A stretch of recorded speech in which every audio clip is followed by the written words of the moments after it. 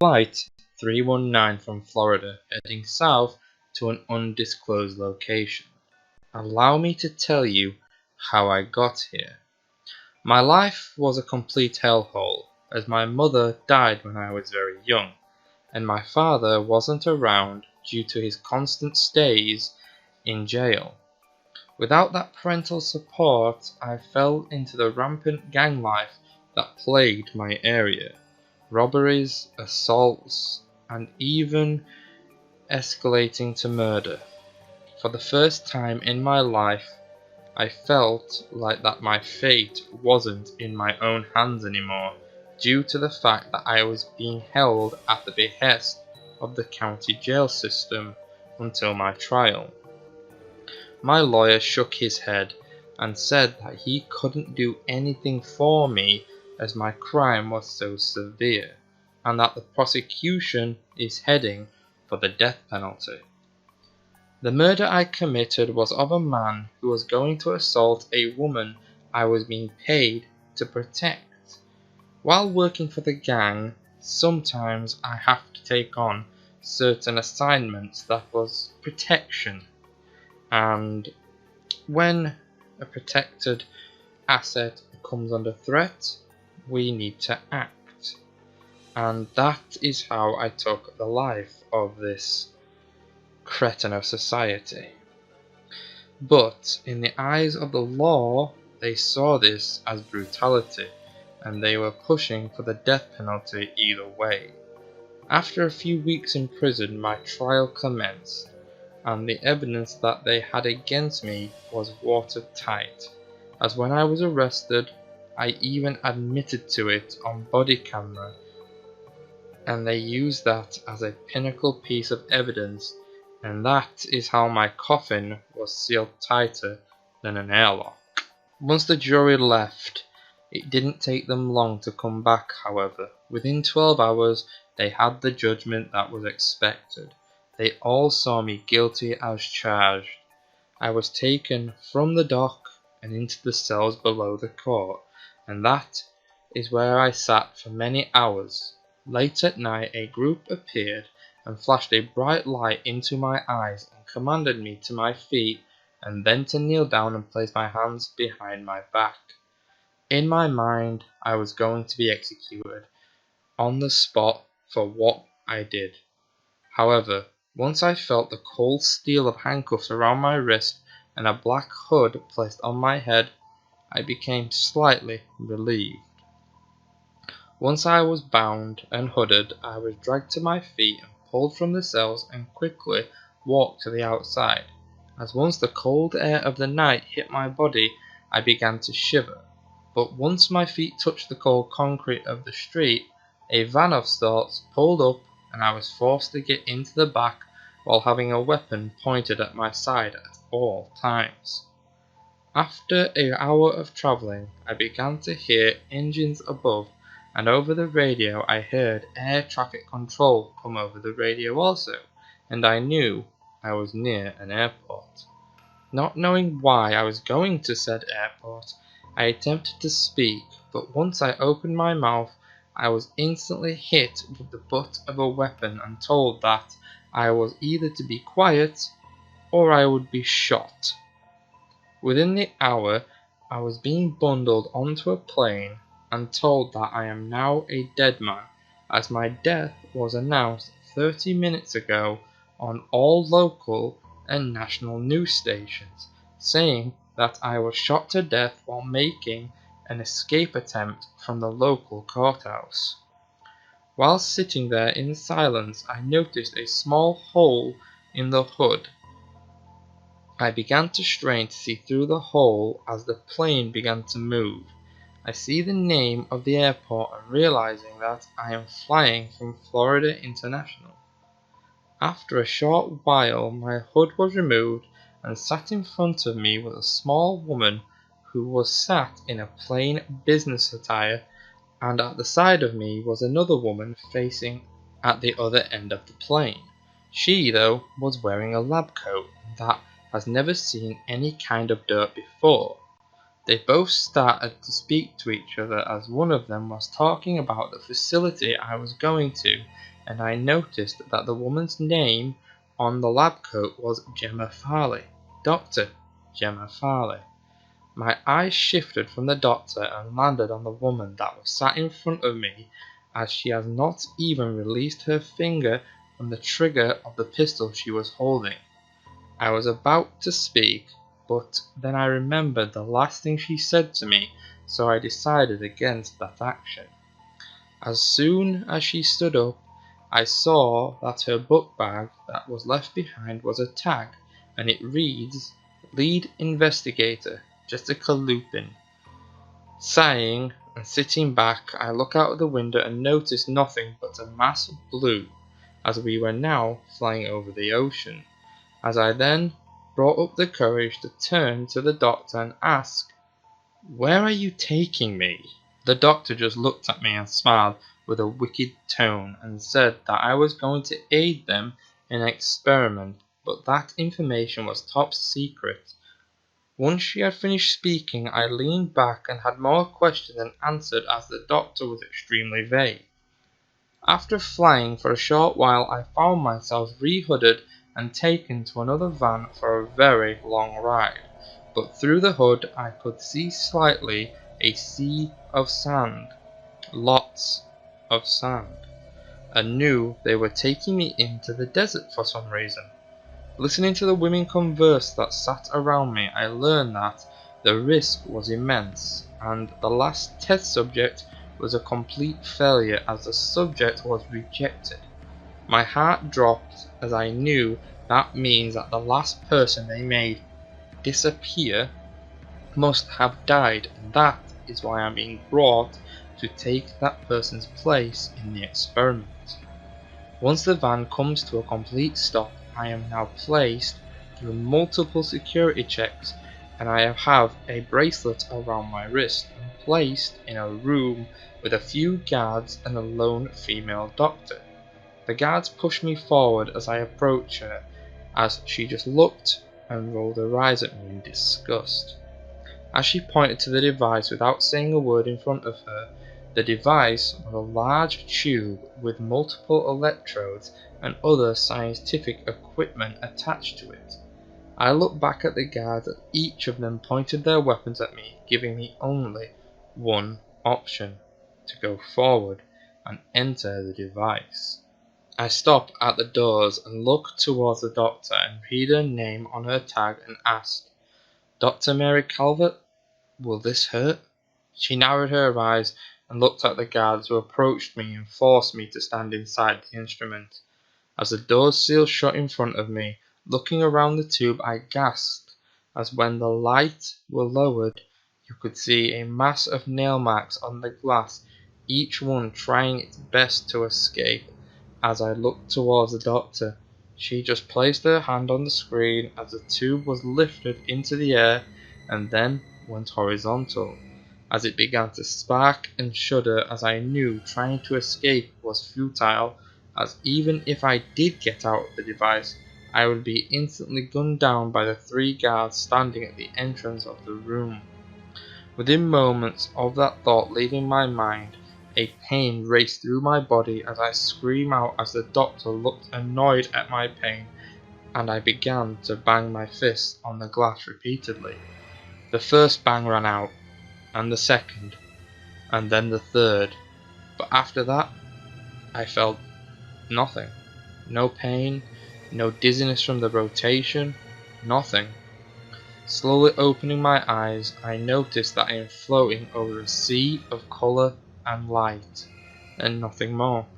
My orange jumpsuit they placed me in slowly being stripped away by the colours as I hear a distant voice say, Oh my god, it worked! He's gone! Quickly, get Dr. Farley, and bring that suit Lupin. We finally did it! Feeling a warm haze wash over me, I close my eyes as they become incredibly heavy, and once I shut them fully, I began to drift into a deep slumber. After a while I began to feel the warmth of the sun on my face as I open my eyes and notice that I am now outside and surrounded by large trees that stretch up and pierce the heavens. Slowly, I get to my feet and look around, as there were no sign of the people who brought me to this place, or even any man-made structures in sight. Sighing annoyed as I think I have been dumped in the middle of nowhere, I begin to trudge through the wooded area. After a while of walking, I begin to feel a large rumbling sensation as my mind instantly went to the thought of an earthquake, but that didn't seem possible, as each rumble is separated by a few seconds, and it seems to be getting stronger and stronger. Looking around, I hear a tree fall somewhere in front of me, and I look to see what could have caused such a large tree to fall. To my disbelief, walking towards me was a large herd of woolly mammoths, as my eyes couldn't believe what I was seeing, as I have come to the realization that I am actually dreaming. But after multiple attempts to wake myself up, it seemed useless as I begin to follow their trail of destruction through the thick wooded area. After following the tracks for a while, I come to an open plain, and my eyes just couldn't believe what I was seeing. Large herbivore creatures that went extinct millions of years ago just walking around in family units. I began to scan the horizon. I could find no human activity whatsoever, and that is when I finally had to accept the fact that the experiment they were doing to me wasn't some way to improve on torture or execution that I first thought, but actually time travel. Those fools actually succeeded in sending a human back in time, and that human was me. After recovering from the shock to the system that thought actually provoked, I began to look for food, as I did have some survival training, as when I was a child and in a foster home I joined my local military cadets, and they taught us how to survive and look after ourselves in the wild by building a shelter and foraging for food. It took some time, but in the end I found some edible berries and made myself a shelter out of massive groups of leaves in a teepee style of structure. Once I had all that set up, I found that the sun was beginning to set, and I needed to make myself a fire. Making the fire was agonizingly slow, as I always struggled to keep the ember from going out, but after a good hour or so I had a nice blaze going. Once eaten, I settled down to gain some rest, but in the back of my mind I knew something was out there, watching me, as I couldn't get to sleep at all. After sleeping what only felt minutes, I heard a vicious snarl and movement to my left. Without making too many sudden movements, I began to move back, trying to gain some distance from that terrifying guttural snarl. To my horror, there was a large smilodon approaching my camp. The saber-toothed feline stalked me slowly, and I knew in an open race I'd be dead. However, if I could get some height from the creature, I stood a little chance in surviving the encounter. Slowly, it began to make a move, but before it got in charging distance, a deafening roar echoed through the plains, causing the large feline to retreat at speed and vanish into the nearby brush. But before I could move, I heard a large thud near my camp, and towering over me was the last thing I ever wanted to see. A large Tyrannosaurus rex stalking the cat that was meant to be its next meal. Unable to move, I watched this gigantic creature vanish into the woodland, knocking trees and brush out of its way. Morning came slowly, as each noise was deafening.